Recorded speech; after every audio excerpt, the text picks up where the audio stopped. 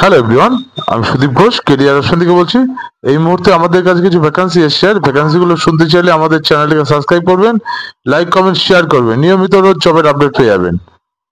এখন আমাদের ইলেকট্রিশিয়ান চাই, প্রচুর ইলেকট্রিশিয়ান চাই।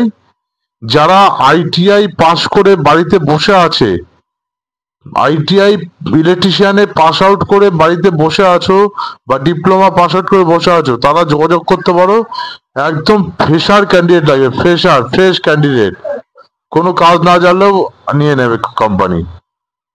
বেতন দেবে 13,800 টাকা করে, পিএফপিএসআইসি কেটে, 8 ঘন্টা করে duty, shifting duty, day night shifting duty, plus PF ESIC তো আছেই।